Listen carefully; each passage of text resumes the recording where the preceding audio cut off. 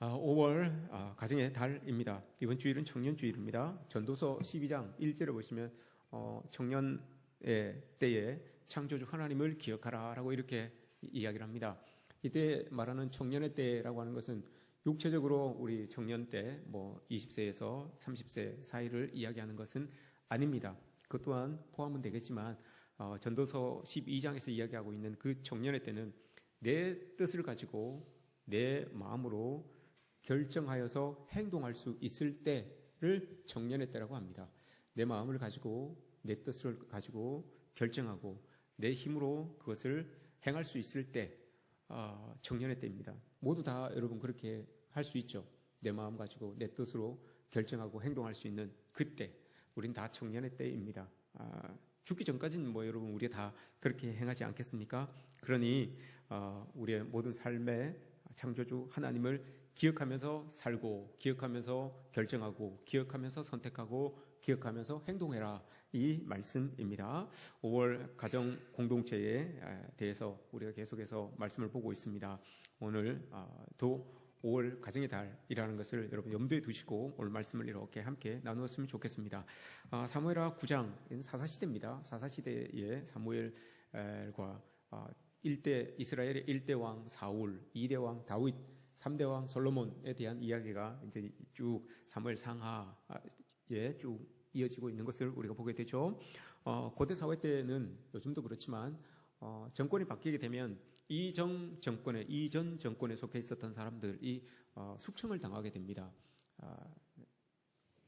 더구나 반란으로 인하여서 또 대가 바뀌면 아버지의 왕권을 아들이 받은 경우와 또 다르게 다른 가계도가 확 바뀌어서 다른 왕조가 이렇게 들어서게 되면 이전 왕조는 다 축출이 되게 되어 있습니다. 오늘 본문을 보시면 사울과 그의 아들 요나단이 이전에 길보아 전투, 이 사울이 1대 왕이잖아요. 1대 왕인데 자기가 이제 권력을 잡고 있다가 왕이 되어 있다가 요나단과 함께 아들과 함께 길보아 전투에서 둘 다 죽습니다. 같이 죽습니다.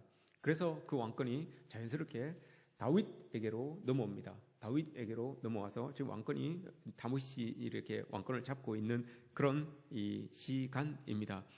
그래서 오늘 우리가 읽진 않았지만 1절 말씀을 보시면 사무엘하 9장 1절 말씀을 보시면 다윗이 대신들에게 물어봅니다. 아직도 1절 말씀 보시면 아직도 사울의 집안에 남아있는 사람이 있느냐라고 이렇게 물어봐요. 다윗이 신하들에게 물어봅니다. 이렇게 물어봅니다. 그럼 여러분 이 질문을 고대 시대의 그런 어떤 법에 따라서 본다면 이 질문의 의도가 어떤 의도처럼 들려집니까, 여러분? 새로운 왕권을 잡은 다윗이 이전 왕권을 가지고 있었던 사울의 집에 대하여서 아직도 사울의 집에 남아있는 사람이 있느냐라고 이렇게 물어보면 여러분 대부분 사람들이 생각하기를 남아있으면 그 사람을 잡아서 다 이렇게 숙청하려고 하는 그런 마음이 있겠구나, 그런 의도를 가지고 우리에게 물어보았겠구나라고 이렇게 생각을 할 수 있겠죠. 통상적으로 그렇게 생각할 수밖에 없어요. 왕권이 바뀌니까 그렇게 될 수밖에 없는 거죠. 그런데 다윗이 전혀 생각지도 못했던 말을 합니다. 1절 후반절을 보시면 내가 요나단으로 말미암아 그 사람에게 은총을 베풀리라 라고 이렇게 말합니다.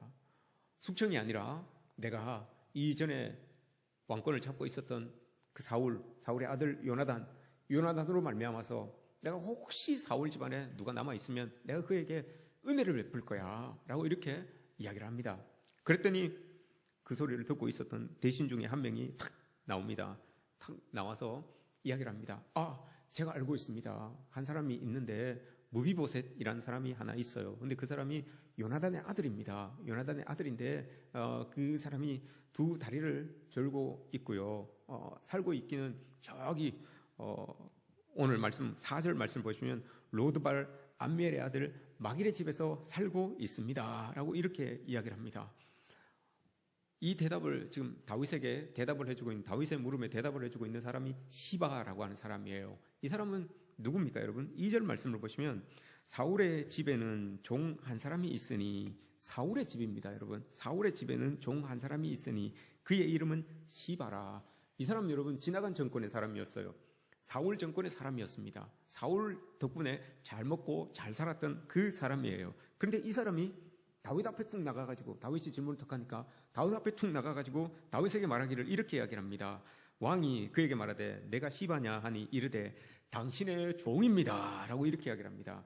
요 전까지만 해도 사울의 종이었어요. 사울의 시종이었었는데 다윗이 왕권을 딱 잡고 나니까 다윗에게 나아가서 당신의 종입니다 라고 이렇게 이야기를 합니다. 고대 사회에 여러분 신하에게 주어지는 최고의 덕목은 불사이군입니다. 한 주인을 섬기지 않아, 한 주인을 섬기지 내가 두 주인을 섬기지 않는다 이겁니다. 왕권이 바뀌면 자연적으로 여러분 그 자리에서 내려오는 게 이 전 주인을 섬겼던 전 왕을 섬겼던 사람들의 자질이죠. 그런데 이 시바라고 하는 이 사람은 사울이 죽었음에도 불구하고 요나단도 죽었음에도 불구하고 다윗에게 딱 나와서 다윗 당신의 종입니다 라고 이렇게 머리를 탁 이렇게 조아리는 시바의 모습을 봅니다. 이 2절 한 절만 딱 봐도 여러분 시바가 어떤 사람인지 대충 여러분 좀 짐작이 오십니까? 짐작이 갑니까?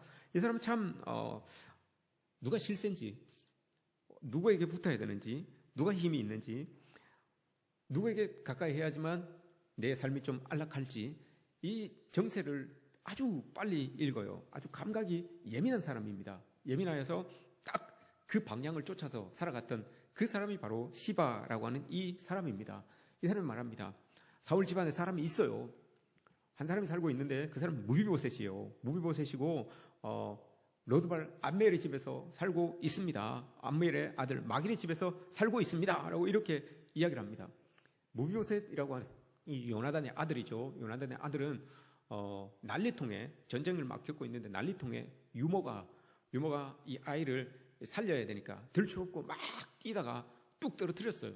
뚝 떨어뜨려가지고 다리를 다쳐가지고 다리를 평생 장애를 안고 이제 살아갈 수밖에 없었던 그 아들이 무비보셋이에요. 이 아들은 무비보셋은 누가 도와주지 않으면 살아갈 수가 없어요. 이 아이를 보면 사무엘하 19장에 보시면 여러분 19장 26절에 보시면 이 무비보셋이라고 하는 이 사람이 장애가 얼마나 심했는가 하면 남들이 나귀에다가 안장을 이렇게 올려주지 않고 자기를 이렇게 올려주지 않으면 자기가 할 수 없을 만큼 장애를 가지고 있었어요. 두 다리를 못 썼던 그런 아들이었어요. 이 아들이 그렇게 이제 살고 있습니다.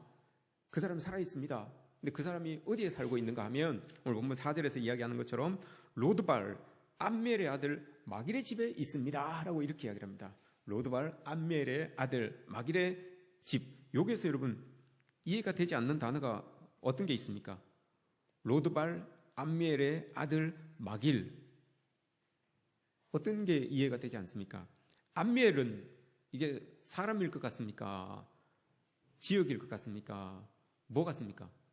암멜 사람 이름이겠죠? 그죠? 뒤에 그러면 마길은 사람 이름이겠습니까? 지역 이름이겠습니까? 동네 이름이겠습니까? 마길 모르겠습니까? 사람 이름이죠. 마길. 암멜의 아들이니까 사람이지 짐승이겠습니까? 아들인 게. 그 앞에 보시면 여러분 로드발이라는 말은 뭘까요? 로드발.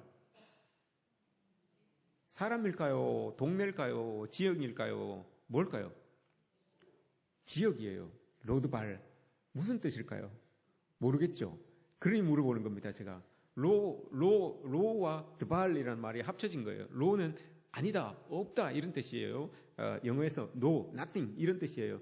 없다, 대발 똑같은 말이에요. 대발이라고도 하는데 이 말은 목초지라는 뜻이에요. 그러면 이거 두 개 합치면 어떤 의미예요? 로는 없다, 아니다 이고 뒤에 드발은 목초지예요. 이거 두 개 합치면 어떤 뜻입니까? 예? 이거 두 개 합치면 뭐 없다, 아니다, 목초지 이거 두 개 합치면 뭐예요? 목초지가 없다, 목초지가 아니다 이 말이잖아요. 목초지가 없는 곳에 암멜의 아들 마길의 집에서 살고 있습니다 이 말이에요. 근데 여러분 이때 당시에 사람들의 주업이 뭐였습니까? 주업이 목축업이었잖아요. 목축을 하면서 유목하면서 돌아다니면서 갔다가 와서 자고 갔다가 와서 살고 하잖아요. 근데 로드발 목초지가 없어요. 목초지가 없는 곳에서 목축을 하는 사람이에요. 이 사람이 여러분 잘 살겠습니까? 부하게 잘 살겠습니까? 아니면 삶이 좀 어렵겠습니까? 그건 잘 아시네. 예. 어렵죠. 목초지가 없는 데서 여러분 양을 먹이고 염소를 먹이고 한다는 게 이게 쉽지 않은 일이잖아요. 그죠? 그런 이 삶이 어려워요. 근데 요 말하고 여러분 비교되는 말이 저 밑에 하나가 있습니다. 그건 조금 이따가 말씀드릴게요. 이게 여러분 목초지가 없다. 목초지가 없는 곳에서 암멜의 아들 마길의 집에서 살고 있다. 이걸 우리나라 말로 요즘 말로 목초지가 없는 곳 이곳을 우리나라 요즘 말로 바꾸면 여러분 달동네라는 뜻입니다. 달동네, 로드발이라고 하는 말이 달동네예요. 어떤 전기도 안 들어가죠. 수도도 잘 안 들어가죠. 인터넷 설치도 잘 안 되죠. 이런 곳이에요. 이런 어려운 곳에서 장 보러 가려면 쫙 밑에까지 내려가야 되죠. 택배도 잘 안 올라오죠. 이런 곳에서 살고 있는 사람이에요. 이런 곳에서 살고 있는데 그곳에 마길이라고 하는 사람이 사는데 그곳에 무비보셋이라고 하는 그 다리 저는 사람이 살고 있어요. 라고 이렇게 이야기를 한 겁니다. 이 시바라고 하는 이 사람이 이야기를 해준 거예요. 근데 이 시바라고 하는 이 사람은 이렇게 이야기를 했지만 무비보셋을 여러분 한번 생각해 보십시오. 이 무비보셋이 가지고 있는 삶의 조건들을 여러분들이 한번 그 중에 하나라도 한번 가지고 있다고 한번 생각해 보십시오. 어떤 조건들이 있었습니까? 두 다리를 사용하지 못하는 장애인이었어요. 부모님은 다 돌아가셨어요. 그리고 집도 절도 없이 살아가고 있어요. 근데 살고 있는 곳이 내 집도 아니고 저 달동네에 누군가에 얹혀 살고 있는 식객으로 얹혀 살고 있어요. 그리고 또 하나 반란군의 자손이에요. 그래서 잡히면 언제 죽을지도 모르는 그런 상황이에요. 정말 절망 가운데 소망 없는 사람, 모든 인생의 서러움과 삶의 고통 이런 조건들은 다 안고 있는 사람이 바로 이 무비보셋이라고 하는 이 사람이에요. 정말 인간적으로 봤을 때 소망이 없는 사람이잖아요. 내 힘으로 뭔가를 해보려고 해도 누가 나귀에다가 안장을 지어주지 않으면 그 나귀도 올라타지 못하는 그런 상황을 지금 겪고 있는 사람이 이 무비보셋이라고 하는 이 사람이에요. 이걸 여러분 이 중에 우리가 하나라도 이 사람의 조건을 가지고 있다면 참 힘든 그런 조건일 거예요. 다윗이 여러분 이 말을 들었어요. 무비보셋이 그렇게 살고 있어? 당장 가서 왕궁으로 데리고 와라 라고 이렇게 이야기를 합니다. 당장 가서 왕궁으로 데리고 와라. 그래서 신하들이 암멜의 아들 마길의 집으로 갑니다. 마길의 집에 가서 무비보셋을 데리고 옵니다. 왕께서 너를 부르신다 라고 이렇게 이야기를 합니다. 그럼 여러분 한번 생각해 보십시오. 왕의 신하들이 쭉 왔어요. 쭉 와서 무비보셋에게 너 왕이 부른다 라고 하면서 데려가려고 해요. 그럼 여러분 무비보셋이 1차적으로 탁 드는 감정이 뭘까요? 왕의 신하들이 군대를 데리고 쭉 와가지고 너 왕이 데리러 오래 라고 딱 데리고 가려고 그래요. 그럼 1차적으로 어떤 마음이 탁 들까요? 땡 잡았다 이제 왕한테 가면 이런 마음이 들까요? 아니죠. 여러분 어떤 마음이 들까요? 두려운 거예요. 두려운 마음이 1차적으로 탁 드는 거죠. 왜 그렇습니까 여러분? 우리 할아버지, 우리 아버지 정권이 바뀌었어요. 정권이 바뀌고 그 전에 있었던 정권들은 다 죽었어요. 사람들은 다 죽었어요. 근데 이제 자기를 딱 찾아온 거예요. 그러니 나도 이제 죽임을 당하겠구나. 뭐 차라리 잘 될 수도 있어. 내가 한 많은 이 인생, 이런 어려운 고난 중에 질고 가운데 있는 이 인생, 그래 참 잘 됐어. 뭐 이렇게 내 생이 끝나는구나. 이렇게 마음 먹었을 거예요. 이렇게 마음 먹고 갑니다. 다윗 앞에 이렇게 서게 되죠. 그런데 다윗이 말을 합니다. 7절 말씀에서 이렇게 이야기를 합니다. 다윗이 그에게 이르되 무서워하지 말아라. 내가 반드시 너의 아버지 요나단으로 말미암아 내게 은총을 베풀리라. 이렇게 얘기해요. 그리고 사울이 가지고 있었던 모든 밭과 땅을 다 무비보셋에게 탁 줍니다. 이게 여러분 엄청난 사건인 거죠. 무비보셋은 이게 꿈인가 생신가 했을 거예요. 생각지도 못했던 나는 이제 왕 앞에 가면 나도 이제 죽은 목숨이구나. 나의 이 한많은 인생 이제 끝나는구나. 이렇게 생각하고 있었는데 왕 앞에 딱 가니까 내가 네 아들 네 아버지 요나단을 생각해서 할아버지가 가지고 있었던 모든 땅을 너에게 다 줄게. 이제 너는 왕처럼 나하고 같이 밥 먹고 나하고 같이 생활하고 그렇게 해야 돼. 라고 이렇게 왕이 딱 이야기를 해줘요. 사무엘상 18장에 보시면 18장 20장을 보시면 여러분 다윗과 요나단이 약속을 해요. 그때는 요나단이 권세를 가지고 있었고 다윗이 권세가 없었어요. 근데 너무너무 친한 친구들이 있잖아요. 그래서 약속을 하기를 요나단과 다윗이 차이가 많이 남에도 불구하고 환경의 차이가 많이 남에도 불구하고 약속을 하는데 어떤 약속을 하는가 하면 네가 잘 되면 내 가족 돌봐주고 내가 잘 되면 네 가족 돌봐주고 이렇게 하자. 그 하나님이 이제 다 보고 계셨으니까 그거 꼭 지켜야 돼 라고 이렇게 이야기를 합니다. 사무엘상 18장에서 20장에서 똑같이 그렇게 약속을 해요. 네가 잘 되면 우리 가정 돌봐주고 내가 잘 되면 너희 가정 잘 돌봐주고 이렇게 하자라고 약속을 했습니다. 다윗이 여러분 잘 됐어요. 잘 돼가지고 그 약속을 떠올린 거예요. 그래서 요나단의 약속의 대상자였던 요나단의 가족을 돌봐주기 시작하는 거예요. 그래서 모비보셋을 불렀던 거예요. 모비보셋을 불러가지고 자기 아들처럼 왕의 자리에 앉아서 같이 먹게 하는 그런 은혜를 탁 베풀어 주신 거예요. 이게 되게 오래전에 나온 책인데 은혜의 각성이라는 책이 있어요. 찰스 스윈돌 목사님이 쓴 설교집인데 그분이 이 본문에서 모비보셋과 다윗을 우리와 하나님과의 관계로 이렇게 대비시켜 주셨어요. 모비보셋은 우리예요. 아무런 아이고 이젠 죽을 수밖에 없구나라고 이런 마음을 가지고 갔는데 하나님께서 다윗이 큰 은혜를 베풀어 주셔서 모든 것을 다 회복해 주셨던 것처럼 우리도 여러분 그냥 뒀으면 죽을 수밖에 없는 그런 인생들인데 예수 그리스도를 불러주셔서 우리에게 값없이 하나님의 은혜를 덧입혀 주셔서 하나님의 모든 것들을 가질 수 있게 은혜를 입은 사람들이 바로 우리다. 그 모비보셋과 같은 사람이 바로 우리고 다윗같이 약속을 지키기 위하여서 그 아들을 불러내어서 모든 것들을 허락하여 주신 그 다윗이 바로 하나님이다. 바로 예수님이다. 라고 이렇게 이야기를 합니다. 참 구속사적으로 아름다운 그런 설교인 거죠. 그런데 그게 맞아요, 여러분.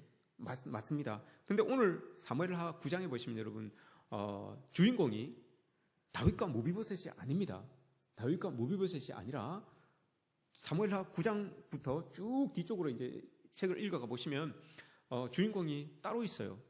시바라고 하는 사람과 또 한 명은 누굴까요, 여러분? 마길입니다. 마길. 시바와 마길이에요. 마길이라고 하는 사람이 등장하는데 왜 이 사람들이 이제 주인공이 되느냐? 여러분 한번 보세요. 시바는 아까 여러분 로드발이라고 하는 말과 반대되는 개념의 단어가 하나 나온다 그랬잖아요. 그게 뭔가 하면 10절 보시면 여러분 시바는 아들이 15명이요 종이 20명이라 아들이 15명이요 종이 20명이라 이걸 세 글자로 여러분 한번 줄일 수 있겠습니까? 세 글자로 종이 20명이요 아들이 15명 맞나요? 아들이 15명이라 이걸 세 글자로 줄이면 어떻게 되겠습니까? 시바는 야 부자네 잘 사네 이 말이에요 여러분. 잘 사네.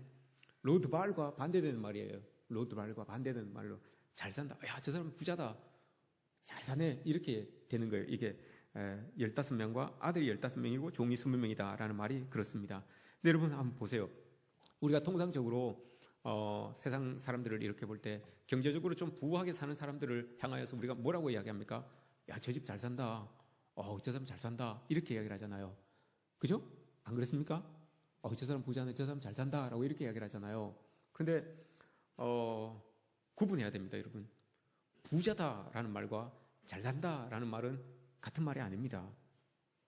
우린 통상적으로 뭐 경제적으로 좀 부하게 이렇게 잘 사는 사람들을 보면 잘 산다라고 이렇게 이야기를 하잖아요. 많이 가지고 사는 사람을 보면 잘 산다라고 이렇게 이야기를 하잖아요. 근데 여러분 부자라고 해서 잘 사는 거 아니에요.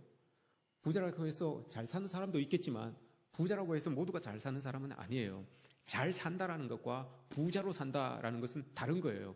오늘 시바라고 하는 이 사람은 여러분 부자예요. 우리가 볼 때 액면으로 봤을 때도 부자예요. 이 부를 사울에게서부터 얻은 거예요. 사울이 왕권을 가지고 있을 때 사울에게 충성하고 사울을 잘 보필하여서 사울로부터 받았던 게 이거예요. 지금 그의 부예요. 그 부를 가지고 부자로 살고 있는 거예요. 그런데 그 부자로 살고 있는 모습이 잘 사는 모습은 아닐 수도 있다는 거예요. 이걸 여러분 우리가 구분해서 봐야 된다는 겁니다.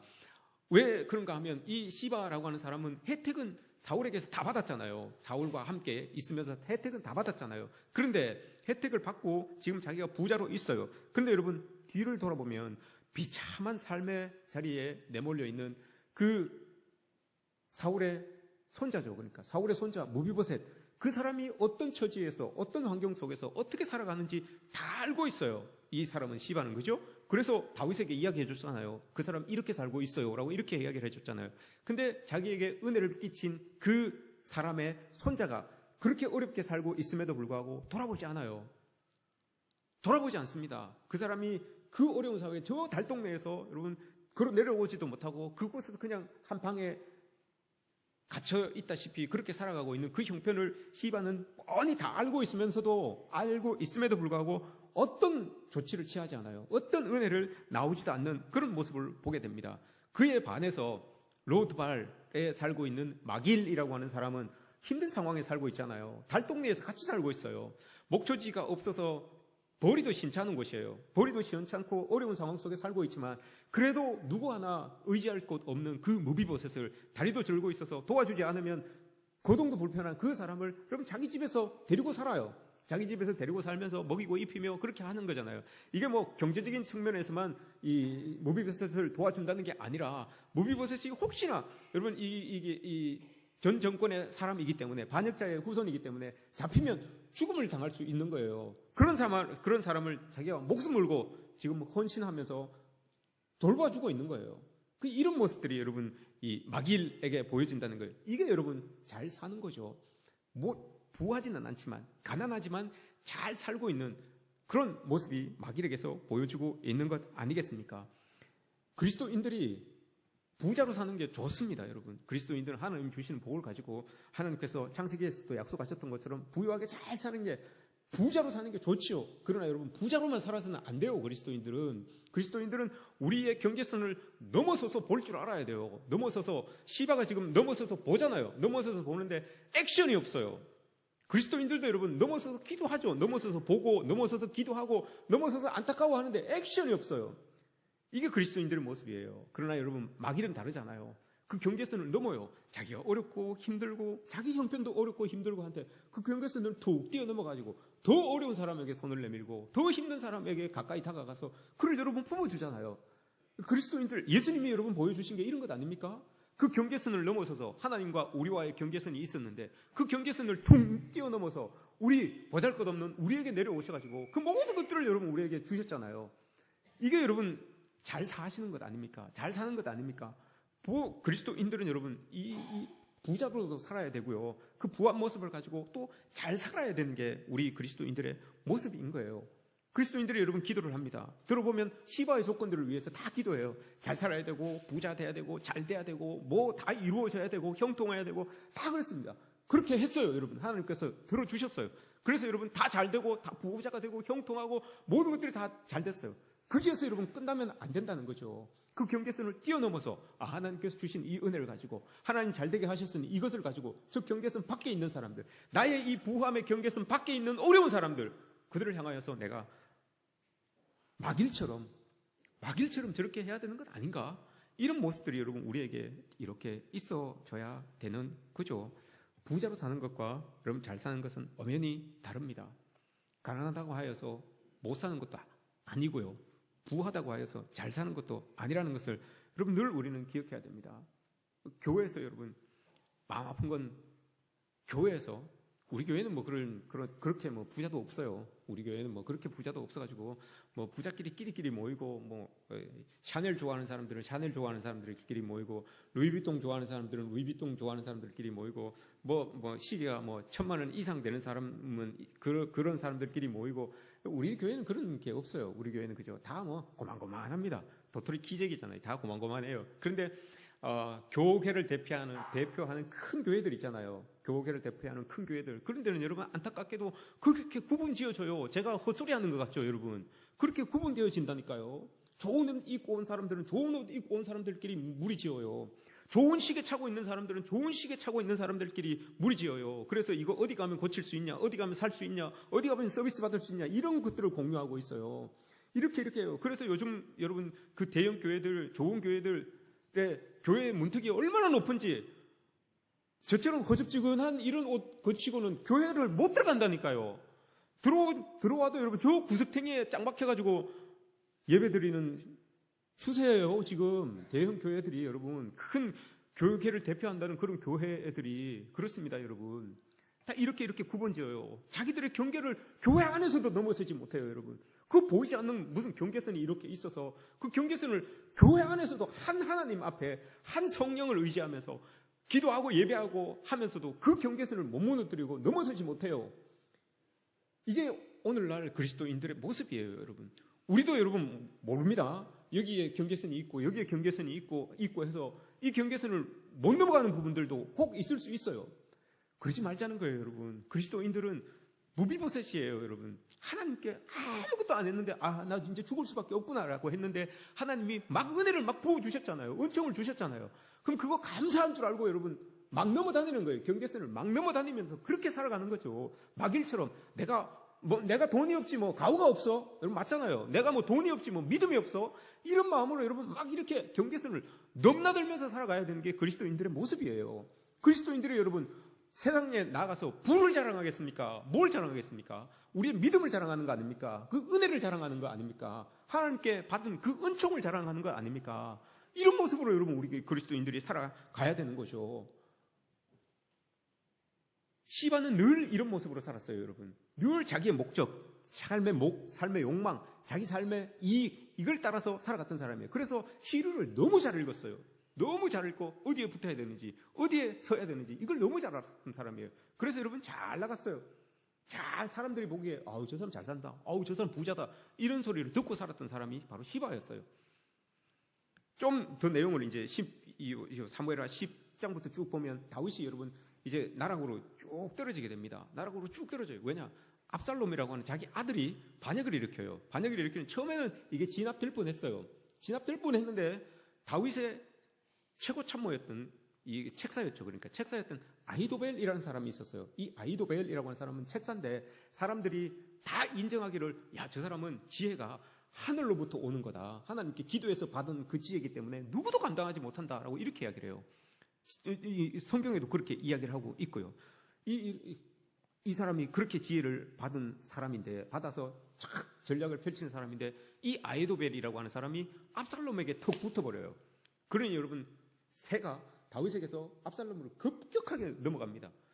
책사가 이런 역할을 하는 거예요. 그런 하늘로부터 오는 지혜를 가지고 책사 역할을 해주니까 그냥 세력이 압살롬 쪽으로 확 붙어버리는 거예요. 다윗이 쭉 떨어져요.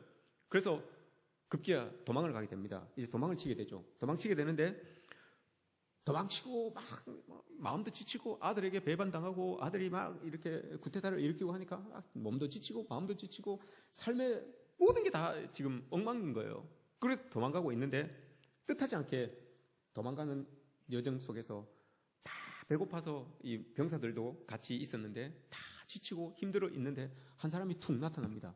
한 사람이 툭 나타나가지고 이야기를 합니다. 그 사람이 누구겠습니까, 여러분? 한 사람이 막 먹을 것을 잔뜩 싸들고 가지고 다윗 앞에 툭 나옵니다. 툭 나와가지고 왕이시여 이거 드십시오. 드시고 힘내시고 빨리 왕권을 회복해야 되지 않겠습니까? 라고 툭 갖고 나와요. 누구겠습니까, 여러분? 시바라고 하는 사람이에요. 시바라고. 전혀 생각지도 못했던 사람이에요. 생각지도 못했던 사람이 음식을 가지고 다윗 앞에 툭 나옵니다. 그랬더니 다윗이 이렇게 이야기를 합니다. 다윗도 여러분 사람을 볼 줄 알아요.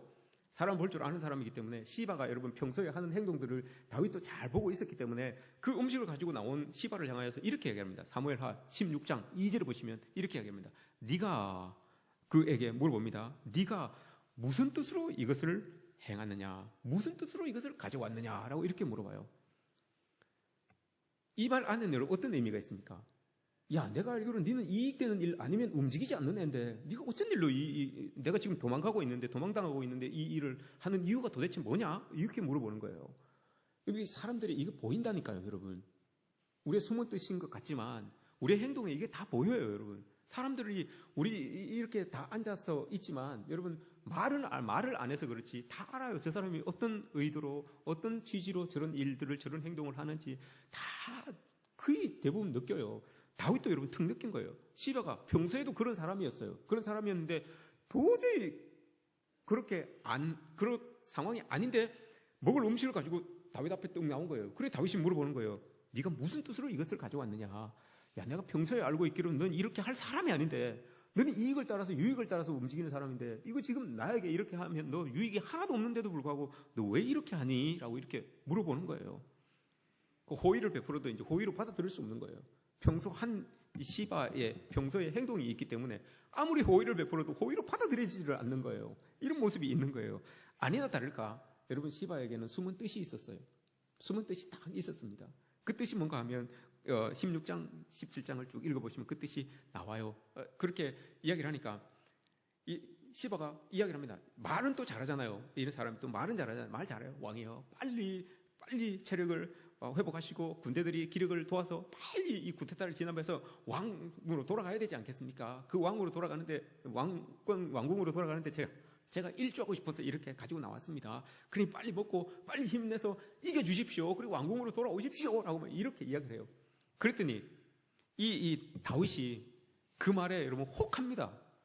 그 어렵고 힘들 때에 그런 좋은 옆에서 힘주고 먹을 거 사주고 이렇게 힘주고 하니까 마음을 쏙 뺏겨요. 다윗이 마음을 쏙 뺏겨가지고 알았다. 그렇게 하지 뭐. 그런데 동시에 섭섭한 마음이 듭니다.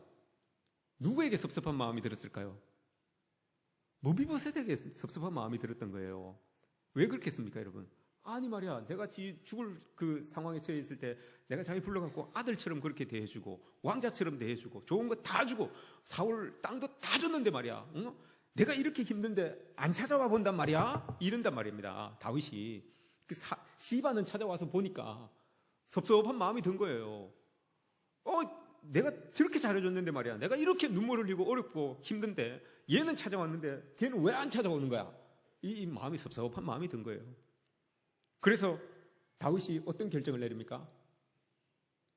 무비보셋이 가지고 있는 모든 땅 너 다 가져라 라고 이렇게 다 줘요. 요게 목적이었어요. 시바의 목적은 요거예요. 여러분, 이 시바는 유익 없는 일은 안 합니다. 유익 없는 일은 안 해요. 근데 다윗이 마음을 쏙 뺏기니까 그렇게 해요. 자기도 모르게 그렇게 해요. 너 시바에게 이 무비보셋에게 준 땅 너 다 가져라 라고 이렇게 해요. 그러니 시바가 뭐라고 합니까? 아이고 감사합니다 하고 바로 그냥 넙죽 엎드려서 절을 하잖아요. 이렇게 되는 거예요. 그 섭섭한 마음이 무비보셋에게 쑥 든 거예요. 이런 어려울 때는 여러분, 지도자도 판단이 흐려져요. 판단이 흐려질 때는 여러분 결정을 하면 안 됩니다. 무비보셋에게 이 섭섭한 마음이 이렇게 들었어요. 근데 시바가 그렇게 딱 하고 난 다음에 한 이야기를 더 해줍니다. 야, 다윗이 물어봅니다. 섭섭하니까 물어보잖아요. 야, 무비보셋 뭐 하고 있다냐? 라고 이렇게 물어봤어요. 그랬더니 시바가 거짓말을 합니다. 거짓말을 하는데 뭐라고 이야기를 하는가 하면 이렇게 이야기를 합니다.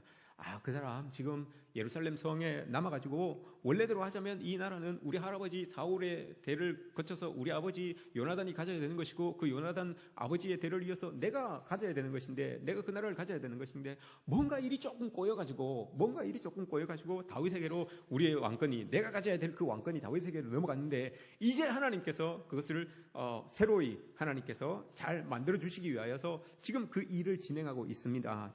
그 일을 진행하고 있습니다. 새로이 나로 이제 왕권을 잡게끔 하나님께서 만들어주고 있습니다. 라고 이렇게 나팔을 불고 있습니다. 라고 이렇게 이야기를 합니다. 시바가 다윗 왕에게 그렇게 이야기를 합니다. 전혀 사실이 아닌데 이제 자기가 왕권 잡았다고 하나님이 나에게 왕권을 다시 주셨다고 그렇게 막 백성들에게 막 나팔을 불고 돌아다니고 있습니다. 라고 이렇게 이야기를 한 거예요. 시바가 거짓말을 한 거죠. 거짓말을 한 거예요. 근데 그 거짓말에 여러분 다윗이 이렇게 넘어가는 거예요. 무비보셋에게 넘어갔던 그로 인하여서 모든 땅을 다 이 시바가 다 받게 되는 거죠. 근데 여러분 한번 보십시오. 이렇게 지나고 난 다음에 이 일이 있고 난 다음에 다윗은 점점 더 밑으로 내려갑니다. 점점 더 밑으로 내려가요. 그러다가 똑같이 더 어려울 때에 사람들이 이렇게 찾아옵니다. 3명이 찾아오는데 그게 여러분 사무엘하 17장을 보시면 3사람이 찾아옵니다. 암몬 사람 나스의 아들 소비라는 사람과 오늘 본문에 나왔던 로드발 암멜의 아들 마길이라는 사람과 바르실레라고 하는 사람이 또 찾아옵니다. 근데 이 사람들은 진심이었어요. 이 사람들은 진심으로 많은 음식을 싸갖고 와서 다윗에게 이렇게 내줍니다. 이유가 없어요. 근데 이유를 이야기합니다, 여러분. 이 사람들이 찾아왔던 이유를 이야기해요. 그 이유가 여러분 사무엘하 17장 29절에 있어요. 사무엘하 17장 29절에 여러분 줄을 쫙 끊어놓고 한번 읽어보세요. 이들이 왜 찾아왔는지 여러분 사무엘하 17장 29절에 이렇게 이야기를 합니다. 그들이 찾아와서 음식을 다 싸들고 그 다윗 앞에 이렇게 왔는데 찾아온 이유가 있어요. 그들이 생각하기에 아유, 저 사람들 저 광야에서 얼마나 힘들까, 얼마나 배고플까, 얼마나 괴로울까, 이걸 생각한 거예요. 그들이 생각하기에, 그들은 여러분 여기에 바르실레, 소비, 마길이에요. 이 사람들이 생각한 거예요. 다윗이 도망 다니고 있다는데, 아이고, 저 사람들 얼마나 힘들까, 얼마나 괴로울까, 얼마나 고통스러울까, 이걸 생각한 거예요. 그래서 여러분 음식을 싸들고 다윗에게 간 거예요. 딴 거 없어요, 여러분. 삶이 여러분 이렇다니까요. 이 사람들은 삶이 이래요. 늘 어려운 사람들. 자기들도 여러분 그 달동네에 살면서 달동네에 사니까 여러분 어려운 사람들이 저 밑에 보이겠죠. 늘 달동네에 살면서도 그 사람들이 보인 거예요. 그 사람들이 걱정이 되고 그 사람들이 자기보다도 더 어려울 것 같으니까 마음이 쓰이는 거예요. 그래서 여러분 마음이 쓰이니까 모아가지고 그걸 싸들고 찾아간 거예요. 그들이 생각하기에 아유 얼마나 힘들까, 얼마나 괴로울까, 얼마나 지치고 힘들까, 이게 생각이 나가지고 싸들고 찾아간 거예요. 다른 이유가 없어요. 여러분 이게 잘 사는 거 아닙니까? 여러분 이런 게 잘 사는 거 아닙니까? 없어도 십시일반 모아가지고 여러분 도와줄 줄 알고, 괴로움 당하는 사람, 눈물 흘리는 사람 같이 여러분 어루만져 줄 수 있고, 같이 고민하고 같이 아파할 수 있는 거, 이게 잘 사는 거 아닙니까? 여러분 부자라고 해서 잘 사는 게 아니에요. 여러분 가난하다고 해서 못 사는 것도 아니고요. 참 어렵게 살지만 그들이 생각하기에 막 하잖아요. 여러분 그들이 생각하기에 늘 마음속에 그런 마음을 갖고 살아가니까 그게 삶의 자리에 이렇게 드러나는 것 아니겠습니까? 그리스도인들은 여러분 이런 모습이 있어야 돼요. 그리스도인들이 늘 이런 모습들이 있어야 되죠. 다윗이 여러분 이때 얼마나 감격을 받았는지 나중에 왕권이 회복됩니다. 왕권이 다 회복되고 왕궁으로 돌아가요. 그때 바리실레를 부릅니다. 바리실레가 이제 요 사람 중에 세 사람 중에서는 제일 연장자인 것 같아요. 그래서 대표성을 가지고 부른 거죠. 바리실레야, 너 우리 왕궁에 가서 같이 살자라고 이렇게 이야기를 합니다. 아유 아니에요. 그냥 저는 여기에 있을게요. 이렇잖아요. 여러분 이익을 따랐던 사람이라면 그냥 왕궁으로 따라갔겠죠. 그러나 아니에요. 늘 삶의 자리가 여러분 그랬던 사람들이에요. 이 사람들은. 그러면서 됐습니다. 저는 괜찮습니다. 라고 이렇게 사양을 해요. 다윗이 죽을 때 유언을 합니다. 솔로몬을 앉혀놓고 유언을 합니다. 솔로몬아, 이런 유언들을 쭉 하는데 한 가지 중에, 유언 중에 한 가지가 이거예요. 너 내가 죽고 없어져도 바리실레라고 하는 사람이 있어. 마길이라고 하는 사람이 있어. 섭이라고 하는 사람이 있는데 그 사람들이 우리 참 힘들고 어려울 때 와서 참 도와주더라. 그 사람들 꼭 기억해라. 이렇게 유언을 해요. 이 유언으로 남겨요. 여러분 없는 사람, 아프고 힘든 사람을 도와주는 그 마음은 그 사람에게 여러분 깊이 각인이 됩니다. 깊이 각인이 되어서 대를 이어서 여러분 은혜로 갚으려고 하는 그런 마음들이 생겨지는 거죠. 그리스도인들 여러분 우리 기억해야 됩니다. 오늘 그리스도인들에게 던지는 모습이에요. 청년의 주일이잖아요. 청년 주일이잖아요. 여러분 우리 여러분 부자로 살아야 되죠. 잘 살아야 되죠. 부자로 잘 살아야 됩니다. 그리스도인들은 부자로 넉넉하게 부유하게 잘 살아야 됩니다. 그러나 여러분 경계선을 넘을 수 있어야 돼요. 그 부를 가지고 자꾸 여러분 그 경계선을 높여주지 마시고 바벨탑처럼 탁 쌓지 마시고 확 무너뜨리고 그 경계선을 뛰어넘어서 어디든지 여러분 왔다 갔다 할 수 있는 그런 우리들의 모습이 되어야 되는 거죠. 여러분 한번 생각해 보세요. 그 아무것도 없는 모비보셋을 도와준들 마귀에게 무슨 유익이 있었겠습니까?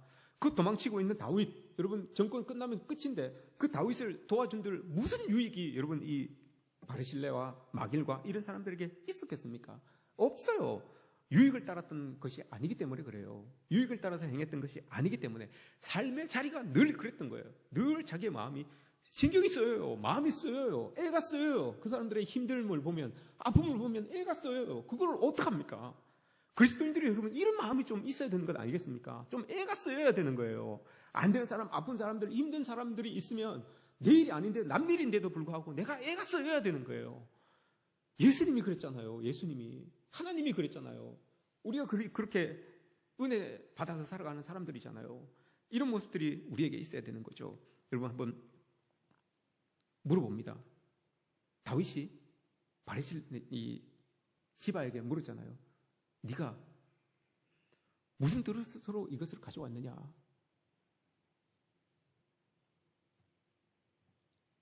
평소 사람들이 나를 어떻게 생각하고 있느냐? 이게 여기 무릎 안에 담겨져 있는 것 아닙니까, 여러분? 야, 넌 평소에 그렇게 행하는 사람인데 도저히 내가 이해가 안 되는 행동을 하네? 이거잖아요. 네가 무슨 뜻으로 이것을 가지고 왔느냐? 넌 이익 따르면 이익 아니면 움직이지 않는 사람인데 어쩐 일로 그런 일을 다 하니? 여러분 이런 일 아닙니까? 사람들 눈에 보인다니까요, 여러분. 그게 내가 평소에 어떻게 행하는지, 그리스도인으로서 내가 어떻게 살아가는지 여러분 이 지역사회 사람들이 안다니까요. 말을 안 할 뿐이죠. 이렇게 알아요. 부자로 살면 좋지요. 그러나 여러분 잘 살아야 됩니다. 그리스도인으로서 잘 살아야 됩니다. 교회나 성도는 여러분 무슨 뜻이 없습니다. 네가 무슨 뜻으로 이걸 가져왔느냐? 여러분, 우리가 무슨 뜻으로 그것을 행하겠습니까? 세상 사람들에게 아무 뜻이 없어요. 우리 유익 때문에 그러겠습니까? 이익 때문에 그러겠습니까? 아니에요. 하나님께 받은 그 은혜 때문에 그런 거예요. 하나님께 받은 그 은총 때문에 여러분 그렇게 하는 거예요. 무비보셋이 받았던 그 값없이 받은 은총 때문에 그렇게 사는 것처럼 우리도 그렇게 사는 거예요. 그것 때문에 여러분 우리가 행하는 것이지, 전도하고 뭐 하는 것이지 무슨 뜻이 있겠습니까? 없어요. 은혜 때문에 그런 거예요. 은총 때문에 그런 거예요. 우리가 이런 삶을 살았으면 좋겠습니다. 여러분, 이 시대가 정서적으로 너무너무 가난합니다. 부하게 경제적인 수준은 높지만 정서적으로 너무너무 가난해요. 다 가난한 사람들에게 가난한 사람들의 아픔이 있음에도 여러분 보지 않아요. 애써서 눈을 감아요. 보지 않아요. 그러나 그런 때에 여러분, 우리 그리스도인들이 좀 부유하게 살았으면 좋겠습니다. 우리의 경계선을 딱 깨뜨리고 좀 부유하게 그 사람들에게 여러분 다가갈 수도 있고, 정서적으로 가난한 시대를 살아가는 부유한 그리스도인들이 좀 되었으면 좋겠습니다. 그렇게 하나님의 은혜를 그렇게 경계선을 깨뜨리고 흘려보낼 수 있는 그런 우리들, 청년의 때입니다. 우리 모두가 선택하고 결정하고 행동할 수 있는 때가 청년의 때라고 했습니다. 우리 모두가 여러분 지금 그렇게 할 수 있어요. 결정하고 선택하고 행동할 수 있는 그 때입니다. 그때에 여러분 우리가 정말 정서적으로 가난한 시대를 살아가고 있는 많은 사람들에게 부유한 그리스도인으로서 그들에게 한 발짝 더 다가가실 수 있는 막일처럼 살아갈 수 있는 저와 여러분들 되시기를 주님의 이름으로 축복합니다. 기도하겠습니다.